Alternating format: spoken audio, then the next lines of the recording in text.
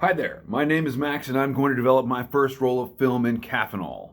Way back in the 1990s, I mean, can you believe that anybody alive in the 90s is still alive today? It's just crazy, and I can't believe. Anyway, way back in the 1990s, a bunch of nerds at the Rochester Institute of Technology decided they would set about developing black and white film in like household items. And the item that they chose was coffee. One ingredient of coffee is caffeic acid, and apparently that is able to act as a film. I failed chemistry. I have no idea what I'm talking about, but according to the internet, caffeic acid can act as a film developer. And if you mix up some other like standard household ingredients, you can actually make a pretty decent film developer. That is a noble goal because regular black and white film chemistry is, number one, expensive, and number two, super toxic and bad for the environment. We don't like to talk about that much. I remember reading about Caffenol way back in the day on the internet fora and thinking, oh, that's pretty cool. But I never really wanted to try it. And then when I got back into analog photography for the work I'm doing now, I thought, I'm going to try Caffenol. And then I thought, no, I'm not, because the places I'm going are so hard to get to and it's so much effort and so much expense. I want to use an actual film developer to make my photos so I'm 100% sure that I don't have any mistakes.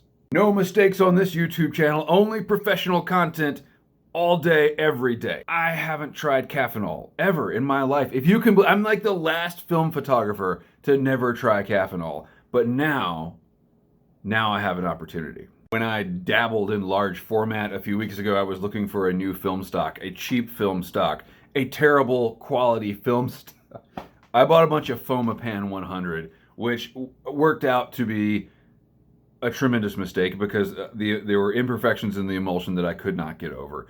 I called up my favorite film supplier, B&H photovideo.com, and I said, yo, you sold me a bunch of crap film. Can I please have my money back? And they were like, no, but you can have some replacements. I'm like, so you're going to replace my defective film with more defective film? And they were like, yeah.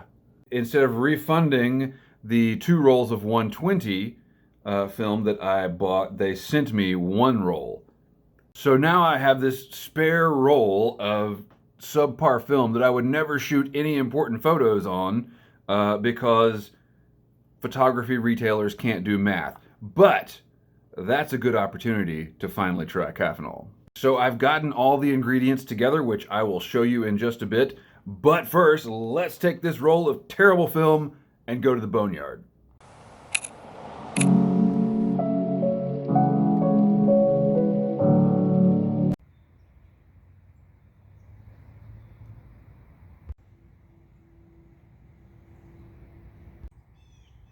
Nice. Why do photographers love graveyards so much? Mostly it's because these folks don't mind having their picture taken. The real reason is that things don't move very fast in graveyards, and we've got all sorts of cool details and textures to work with. So I'm gonna load up some film here in my camera. Let's get started. Oops, well, went too far. Oh well. And it's raining. All right, well, we've entered that part of the year between January and December where you just can't get anything done because of the weather. All right, we're back at this grave, and I don't think I'm going to take you guys through every single exposure on this test roll because there's one thing I have learned but still have a problem doing. It's you shouldn't put too much effort into your test rolls. I mean, that's why they're called test rolls. Anyway, normally I shoot Fomapan 100 at ISO 50, but that's using Xtol, which is a speed enhancing developer. So we're actually going to back it down to ISO 25 to develop it in Caffenol. That means that under these trees, after that rain, my exposures are all going to be wide open at f3.5 for 1/8 of a second. Hard to turn down a black gravestone under a tree like that though. Let's check it out. Yeah, that's pretty cool. We're going to hope this one turns out. Yeah, just look at the moss, lichen, whatever that stuff is. Look at that. This is what brings photographers to graveyards. And I'm not gonna make this video any longer. I'm gonna shoot the rest of this roll and see you on the flip side. And we're back. The first ingredient of Caffenol is coffee, specifically shitty instant coffee, because The worse a coffee is, the more likely it is to have more caffeic acid. And that's because nicer coffees try to get rid of the acid, because who wants to drink acid? Here in the Southern Appalachians, we have Ingles brand coffee, the Laura Lynn label, and this is classic roast instant coffee, and apparently it's perfectly suitable for making caffeinol. The next ingredient is, I went fancy with this one, $3.38 for the Arm & Hammer brand washing soda, sometimes called washing ash. I don't know. I just did what the internet told me. The last ingredient was the most expensive at $10, and it was actually the hardest to procure because I had to order it from Amazon. I could have gone to a health food store, but I hate people, especially healthy people. So, pure vitamin C powder, or ascorbic acid for those of you who aren't into rebranding things. I am going to be following the recipe called the Delta recipe. There's a bunch of different caffeinol recipes out there, but the Delta recipe sounds pretty basic, so even I can handle it. It makes a liter of developer. We only need about 400 milliliters. So once again, analog photographers are bad at math. Okay, so we're going to start out with 500 milliliters of pure Asheville City water, and we're going to split it up into a couple of different containers. By the way, don't look, but I think there's a dead bug in this one. Since I'm cutting this recipe in half for 500 milliliters, we're going to next weigh out 23 grams of this terrible, terrible coffee.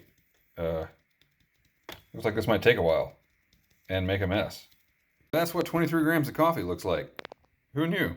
Now I guess we're just gonna do this. Delicious. All right, now we're going for 12 grams of washing soda. Oh, washing soda is heavier than uh-oh. Perfect. Okay, and we just put this in here, and you know what? I'm gonna go to the extra trouble of using a clean spoon to stir this up. Looking good. Okay, now we're gonna put 5 grams of the vitamin C powder in each jug. Oh. Great. All right, and we're now gonna mix it all together. And it's supposed to smell terrible, which it does. And we let it sit for a few minutes, so I'm gonna go load the film.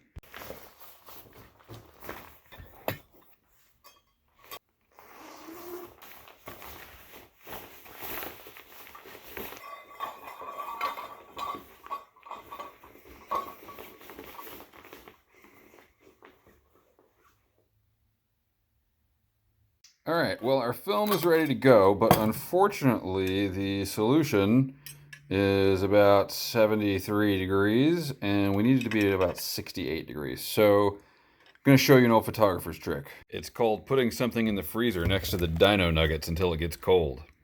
Okay, we're now within a degree or so that should work. All right, away we go.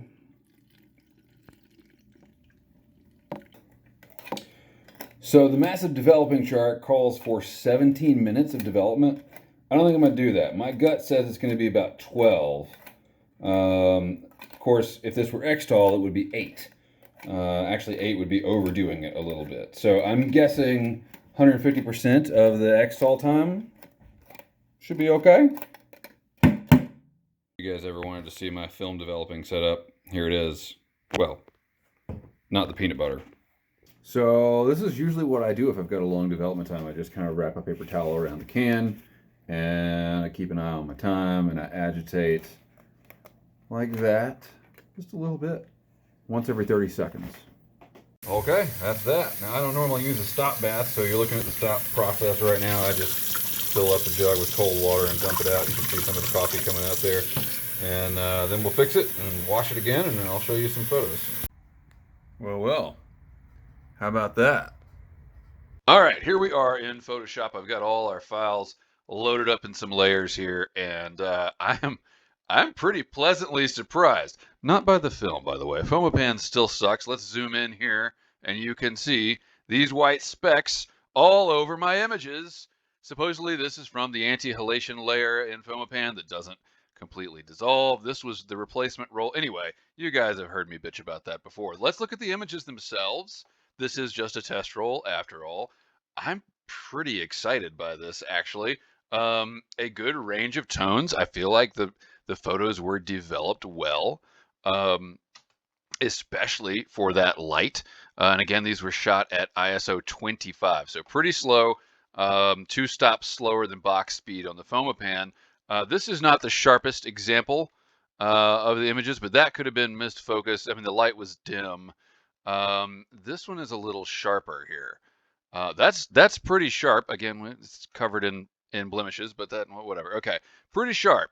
I find that after looking at these for a while, this is not the sharpest I have seen this film behave. But that's okay. It's coffee.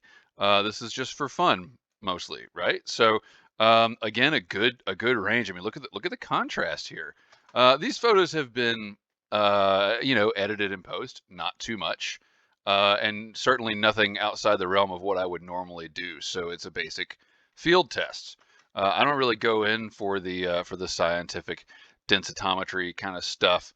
Does the film look good? Is it sharp? Can I make a good image with it? And yeah, I mean, you can read this text.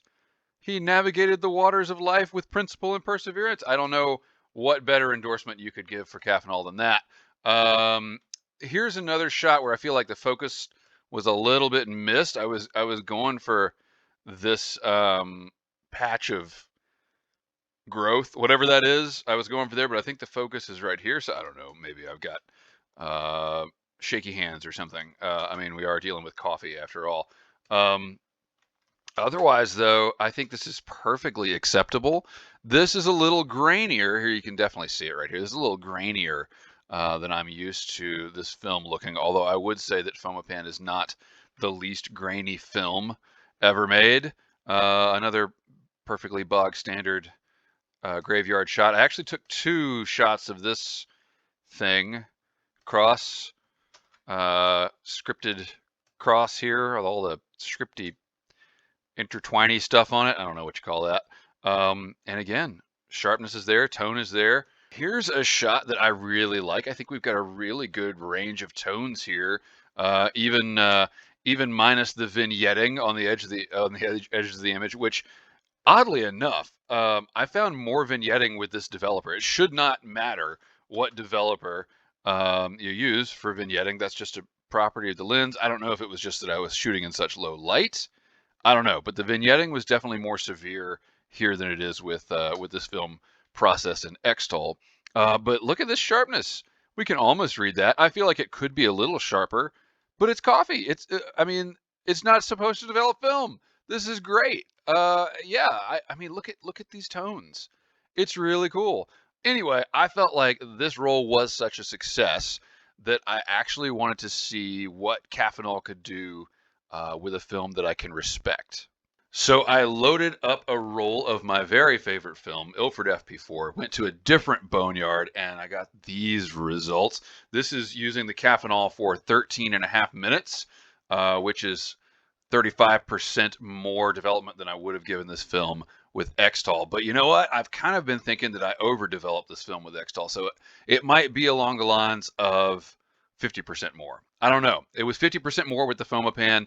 Oddly, this film is normally very smooth for me in Xtol, and there's definitely some like granulation that's not there. It's not like the Fomapan, but there's definitely something is developing more grains in the film than others, and I'm not sure if that's maybe I didn't have the Caffenol mixed up properly, but it's a much better effect than the Fomapan because it does look like it's actually part of the film. Anyway, it's super sharp, super sharp. So I don't know if the Fomapan just isn't as sharp in Caffenol, but this is like bitingly kind of too sharp, honestly. There's a lot of almost like edge effects on these small specks in the stones.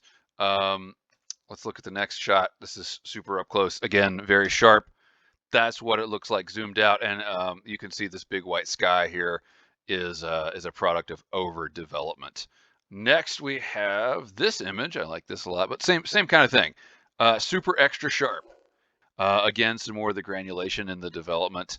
Might have to work on that a little bit. I find that the Caffenol doesn't 100% dissolve. It's still a little bit gritty, so maybe I'm just doing something wrong there. This image, again, super extra sharp, blew out the sky, but otherwise contrast is actually right where I want it to be. Maybe a little too much contrast. Look at the grass here. The grass is, I would like for the grass to be a little darker, but it's kind of overdeveloped grass, so it's a lighter gray grass. I took this photo because I wanted to see how well the developer would do looking back at the church. Normally, this is totally something that FP4 could handle, and it can still handle it here. Caffenol did just fine maintaining, even overdeveloped, maintaining the details here in the highlights on the church steeple, as well as the shadow detail down here was not lost. It's a little dim. That's okay. You know, I would not look at this and say this was done with a subpar developer. Not at all. I am a little concerned. Let's get a even number here on our viewing ratio. There's some streaking in the sky. Was it clouds? Was it poor development? I don't know. But I do see it there, you know, and again, we've got the granulation in the grains. Last shot, I'm actually really proud of this shot. I think this is a really cool shot. I love the way that you can just see the word Father etched out there and all that lichen and stuff on top of the tombstone. Again, overdeveloped, really punchy contrast, and for this shot, I love it. In fact, I love it so much. I may consider using this exact development scheme and this film for a project I've been thinking about doing. Maybe I'll fill you guys in on that later. But it involves a lot of tombstones, and so I think that this is a pretty damn good look for tombstones, especially in evening light. I'm pretty happy with it. Yeah, so there you have it. Is this the best developer ever? No. Is it going to replace Kodak Xtol for me? No. However, I have been thinking I need a backup developer because sometimes the suppliers run out of Xtol, and so I'm thinking, oh, I should know two developers really well, and that way I can just seamlessly transition. But I don't think I need a commercial backup developer. I think I can use this stuff as my backup developer. It's that good. It's not the smoothest. There's a little bit more grain than I would like. There's the granularity issue to work out where it looks like certain clumps of grains get developed a little bit more. Need to dial in my developing times, but it's dirt cheap and you buy it at the grocery store. You get a little bit of cred using Caffenol too. You know, like that's when you know you're a real vintage classic analog film photographer, is when you can develop your own film in coffee. Right? You get the street cred. So I'm pretty pleased. And I hope y'all had as much fun watching this video as I had with this little experiment. Thanks for watching. Keep the ends out for the ties that bind.